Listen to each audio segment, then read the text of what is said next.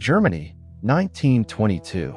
A remote farmstead located in the heart of Bavaria became the site of a massacre that remains one of the most baffling mysteries in criminal history.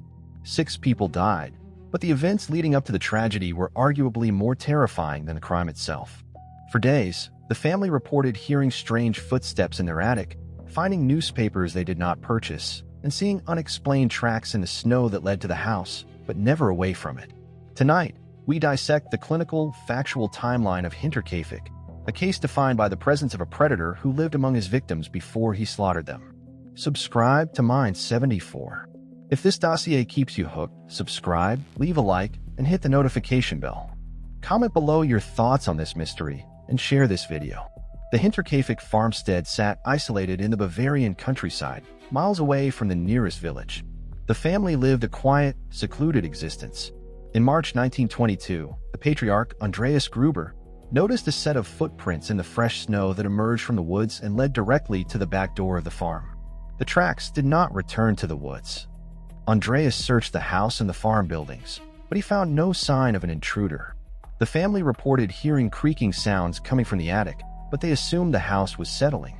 A few days later, Andreas discovered a strange newspaper on the property that no one in the family owned. He also noticed that their keys went missing, only to reappear in unexpected places. The family reported these events to no one, as the distance to the local authorities made communication difficult. On March 31, 1922, the situation escalated. The family members, Andreas, his wife Kazilla, their daughter Victoria, their granddaughter Kazilla, and the farmhand, all vanished from the farm routines. The village residents noticed the absence of the children from school and the lack of activity on the farm. A neighbor visited the property on April 4th to inquire about their welfare. He found the farm buildings silent and empty.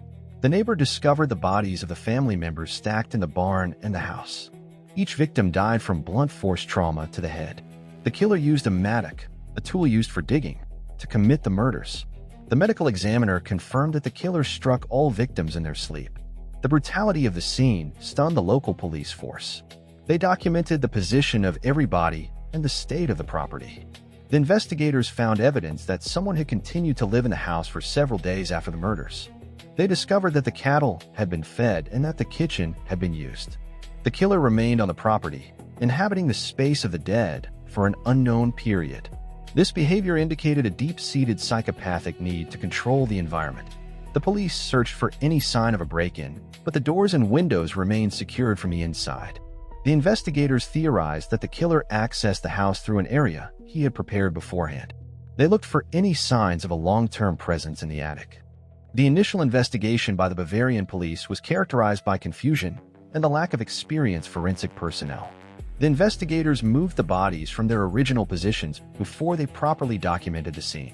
This action compromised the integrity of the evidence. The police summoned a local medical examiner who performed the autopsies on the farm kitchen table. He identified the cause of death for all victims as massive cranial trauma. The investigators analyzed the mattock left at the scene, but they found no fingerprints on the handle or the blade. The killer had wiped the tool clean after the final strike. The police interrogated the neighbors, looking for anyone who harbored a grudge against Andreas Gruber. Andreas was known in the village as a difficult man who maintained hostile relationships with several locals. The detectives reviewed his history of legal disputes, searching for a motive that would explain the extreme violence. They checked for any disgruntled former farmhands who might have returned to settle a score. Each lead required the police to travel long distances on difficult terrain. The forensic team processed the barn and the residential house for any trace of the perpetrator's biological material. They found several items that did not belong to the family, including clothes that were not part of their household inventory. These items suggested the killer brought his own supplies to the farm. The investigators hypothesized that the intruder stayed in the attic for an extended period, observing the family through cracks in the floorboards. The police discovered a small hole in the attic wall that provided a clear view of the living quarters below. This proved that the killer monitored the family's daily movements. The investigators searched for any connection to the local village, questioning the residents about anyone who had recently arrived in the area. They documented the statements of the village mail carrier, who reported no unusual activity during his deliveries to the farm. The police maintained a list of all visitors who had entered the property in the months prior to the incident. They cross-referenced this list with the names of people known to have traveled near the region. The investigators faced the limitation of the lack of modern communication between the regional police departments.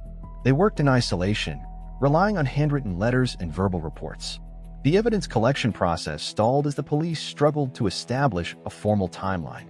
They maintained a set of rigorous patrol logs for the farm in the weeks following the discovery of the bodies.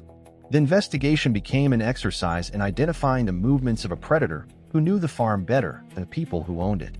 The police compiled the findings in a large ledger that contained every statement from the witnesses. The police department pursued hundreds of suspects throughout the decade following the tragedy. They investigated the possibility that the killer was a local resident with a history of antisocial behavior. The investigators focused on a man named Lorenz Schlittenbauer, a former suitor of Victoria Gruber. Schlittenbauer had been involved in a dispute over the paternity of Victoria's daughter, Gazilla. The police interrogated him several times, but he possessed a solid alibi for the time of the murders. The investigators also considered the potential involvement of an escaped convict who had been spotted in the vicinity of the forest. They tracked this individual across several provinces, but they found no evidence to tie him to the farm. The authorities consulted with detectives from Munich, who arrived to provide additional expertise on serial crimes. These experts analyzed the patterns of the killer and compared them with similar unsolved cases in Bavaria. They reached the conclusion that the perpetrator was an individual with high technical knowledge of the farm machinery and the daily cycle of the livestock. The police expanded the search to include every man who worked in the agricultural sector within a 50-mile radius. They checked the employment history of every worker for any gaps in their tenure. The investigation revealed that the farm was a difficult place to work due to the harsh temperament of Andreas Gruber. Several former employees expressed their resentment toward the patriarch. The detectives interviewed these individuals, but each provided credible accounts of their whereabouts on the night of March 31st. The search for the truth became an obsession for the local police chief. He kept the file on his desk for the remainder of his career. The investigators utilized the services of professional trackers to search the surrounding woods for any abandoned shelters or supplies. They found remnants of an old campfire, but they could not verify if the killer had used it. The mystery of the murderer's identity deepened as the years passed without a breakthrough. The police department received tips from all over Germany, including claims from individuals who reported seeing someone with the family's missing keys. The investigators verified each tip, but they never discovered the location of the lost items. The case remained the most significant unsolved mystery in the state's history. The police maintained the evidence in a secure vault, hoping that future developments would bring the case to a conclusion. They kept the doors open for any information that could assist in the identification of the intruder. The Hinterkaifeck farmstead stood empty for several years before the local authorities decided to dismantle the buildings.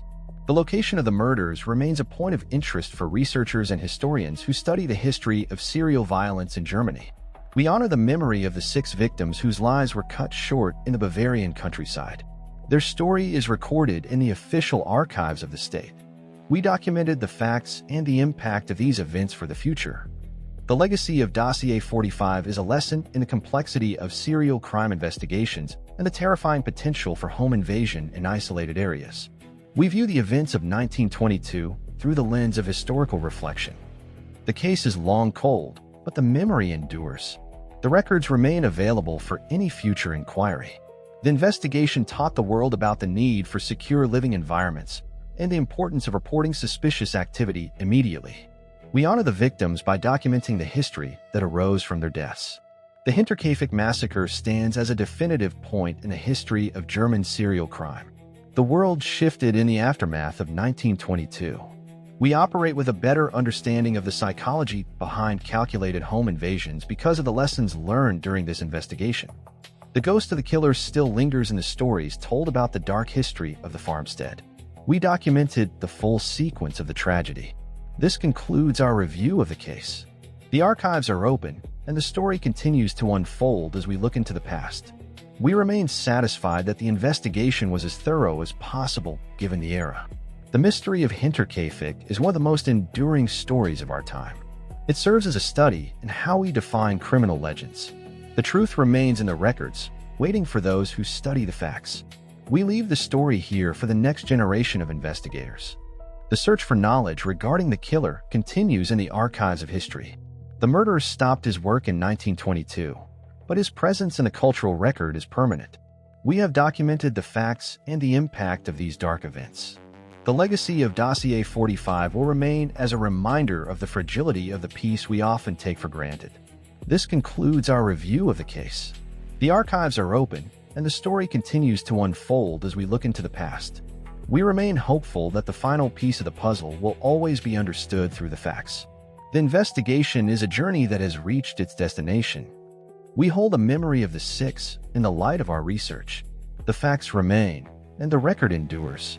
Subscribe to Mind 74. If you reach the end, subscribe, leave a like, and hit the notification bell. Comment below your thoughts on this mystery, and share this video to help us grow the community.